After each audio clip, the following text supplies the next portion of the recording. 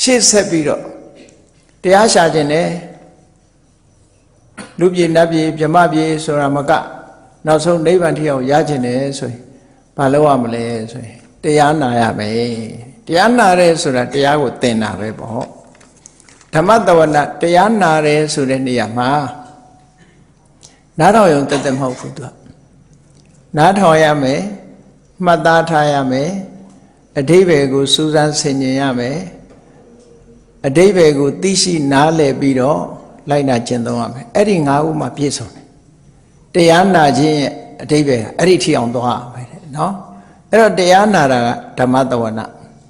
တရားနာပြီးတော့မှတ်ထားတာကနော်ဓာရဏတရားကိုမှတ်ထားတာမှတ်ထားပြီးဘာလုပ်ရမလို့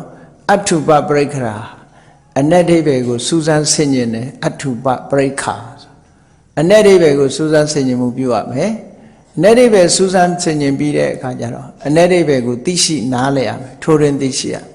သိပြီးတဲ့အခါမှာအဲ့ဒီအတိုင်းလိုက်နာကျင့်သုံးရမယ်အောင်မြင်အောင်လုပ်ရမယ်ဒီအဆင့်၅ဆင့်လုံးမှပြည့်စုံတယ်အနုဆိုရင်လမ်းခုလတ်ပဲနော်လမ်းခုလတ်နဲ့ရပ်နေတဲ့သဘောပဲအေးဒါကြောင့်မို့လို့ကာလေနဓမ္မတဝနာတင့်လျောက်ပတ်တဲ့အချိန်မှာတရားနာပြီးရည်ရွယ်ချက်ကလူလောကစီးပွားရှာဖို့ကြီးပွားတိုးတက်ဖို့တွေမကဘူးတန်တရားဝကလွတ်ဖို့တရားဓမ္မကိုရှာဖွေဖို့ဆိုတဲ့အဆင့်ထိအောင်ရောက်လာပြီဆိုလို့ရှိရင်တော့အဲ့တော့တရားဓမ္မကိုနာရမယ်နာပြီးတဲ့အခါမှာစူးစမ်းဆောင်းထားရမယ်ဆောင်းထားပြီးတော့အ내အဓိပ္ပာယ်ကိုစဉ်းစားဆင်ခြင်ရမယ်ဟုတ်တယ်မဟုတ်ဘူးเนาะစဉ်းစားဆင်ခြင်ပြီးတဲ့အခါမှာအသိဉာဏ်နဲ့သိအောင်လုပ်ပြီးတော့ဆင်ခြင်ခြင်းတဲ့အခါအဖြေထွက်လာလိမ့်မယ်